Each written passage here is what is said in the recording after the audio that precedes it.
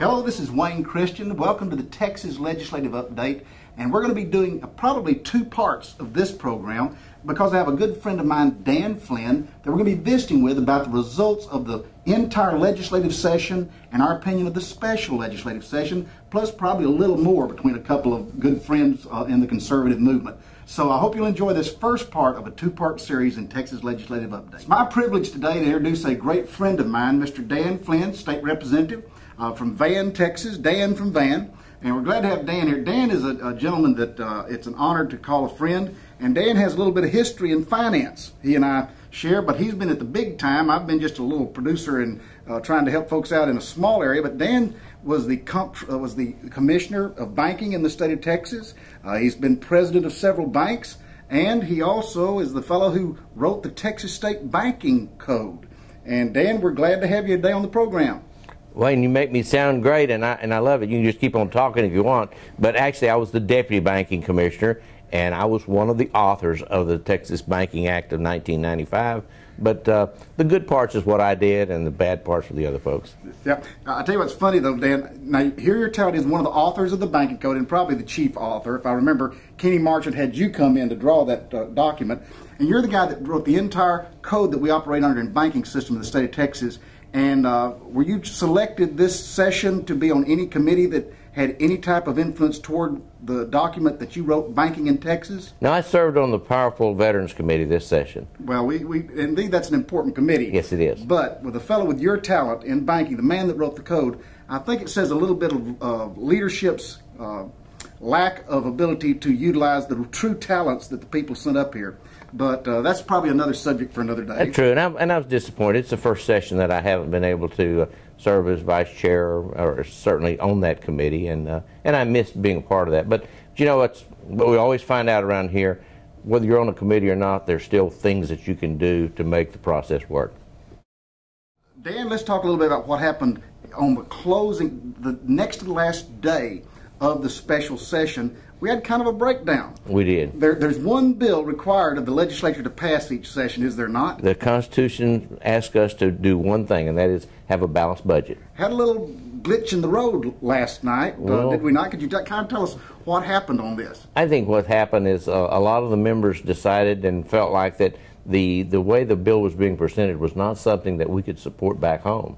And so we voted against it, and the bill went down. You're talking about Senate Bill 1, House Bill 1, the budget bill. That's correct. And leadership thought this was just a done deal. The Senate, in fact, closed the doors, locked up, and went to the House, leaving us with the appropriations bill. And lo and behold, when the vote was taken, it came up short. It sure did. And you know, that's the thing in the Senate. They sort of feel like that after they've done their work, it's over.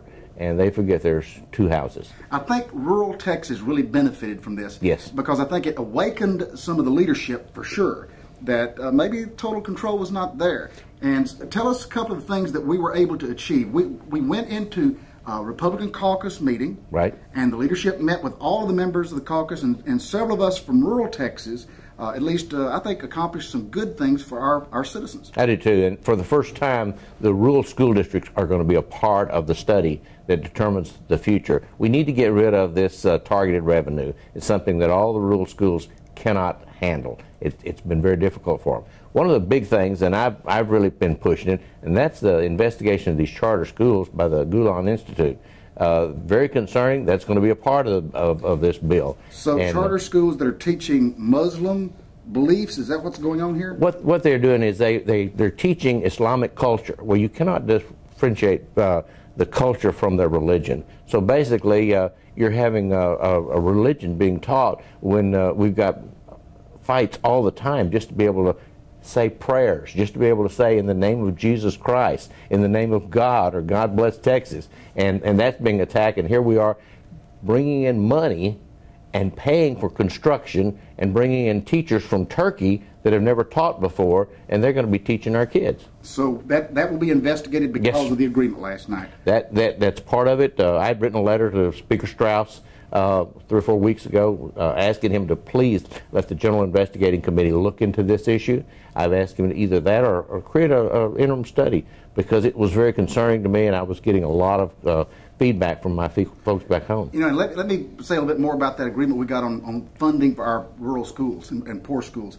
what I've seen in the past is while we had less money than we desired this session, correct, just by fact, to fund our public schools, the biggest problem we've had since I've been here, and the governor's legislative aide, Senator Armbruster, talked since 1983 this has been going on, and that's the formula for how much of the budget poor schools or small schools get compared to rich schools, right, big city schools. We always wind up less in rural Texas. Right. And it's supposed to be an equalization formula of some sort. So I'm glad to say, as you mentioned, that not only did we demand a study during the interim to work on that allocation formula that's been shorting our rural schools, but it also it's going to be a governor's level study. Right. And we will be included, the rural districts. That's probably one of the most important things to me. We've never been included in those studies. The big schools would all meet, and the big rich folks, and just tell us little poor guys what we're going to get. Well, we get the crumbs. That's exactly what we've always got. Yeah. So for rural Texas, I think there was a good victory last night, and of course it's not all done till it's over with for sure. No. But we are at least brought it to their attention, and we held up Senate Bill 1, and we threatened a special session, and they did pull up the chair to the table for us. A disappointment of that bill was I had. You may recall that I had a bill that was a moratorium, a 2-year moratorium on the TAS and the STAR testing, which would have saved the state of Texas $483 million and allowed the local school districts to appropriate that money the way they needed it, which would have saved teacher salaries, which would have been able to do things that they needed to do with that money. And of course that got cut out. That was one of the reasons that I voted against SB 1 the first time. Well, you know, it's amazing that I think that the story this entire session has been, from at least some of those on the Democratic side in the American Association of Teachers and other unions, that we the legislature in the state of Texas did not put education first. Right. And I think that is I'm sorry, a falsehood. I'll say it nicely. Yeah. We put 60% of all the dollars we allocated this year went to public education. Correct. That means 40% of the budget, law enforcement, transportation, and human services, they took the lion's share of the cuts. That's right, they did. They certainly did. That they did. But public education was protected. You know, it's kind of interesting. We always get thousands of emails from our constituents back home and from the education group. I went and did a study of that, and I found out that less than 20 individuals sent me 600 emails. Gosh. So sometimes I'm thinking, you know, our teachers and our administrators don't like us, but I've tried to make it a rule this session to be able to contact all of my administrators on a very regular basis and find out where they are. And I'm finding out that the administrators really like a lot of the things that we did this session. It gives them an opportunity to be able to work with school teachers and be able to promote good teachers, and if they've got a bad teacher, they can eliminate them. You know, you have the teachers associations, which are the teachers unions, and what was amazing to me is the teachers in my district buy their insurance or buy their membership because they afford liability insurance. What I was amazed at, and I would invite the teachers that are listening to the program to investigate very clearly. We passed a law that they must now disclose actually how many dollars are being spent on their union memberships for that liability insurance. And give us a little... Well, Chairman Eisler told me that when they join, it's less than $100. Right. But over the years, it's over $700 a year to be a member of some of these unions or associations, however you want to call them. Of course, if it quacks like a duck, it might be a duck. That's right.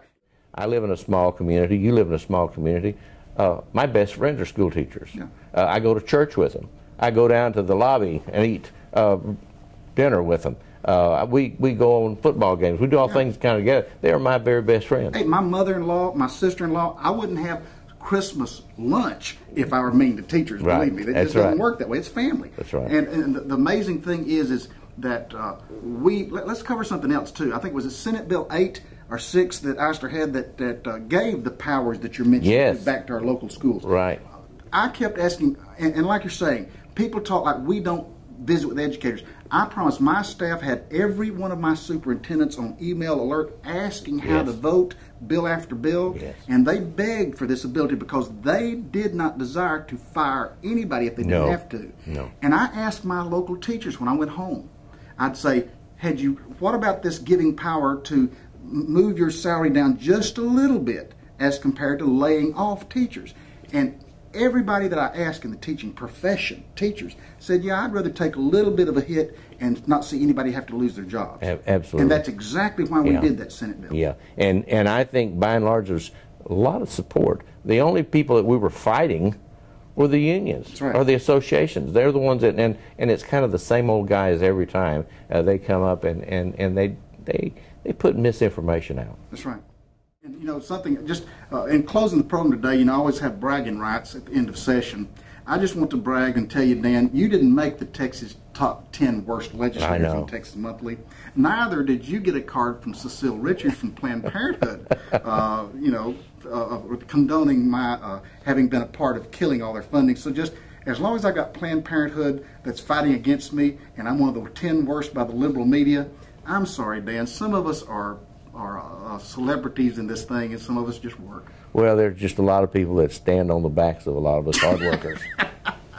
Hey, thank you all for tuning in today. My friend Dan Flynn, I hope that you'll help him in the interim, as he and I both will be probably challenging in new areas and introducing ourselves to new constituents. We both would love to be back next session. We'd love to have your help in doing that. That's how it's politic in there. We'll look forward to coming to your city. That's right. We really will. A town near you. That's right. That's right. This is Wayne Christian and Dan Flynn with the Texas Legislative Update. Thank you for tuning in. Thank you for being with us during the session and during this special session, and hope to be visiting with you during the interim.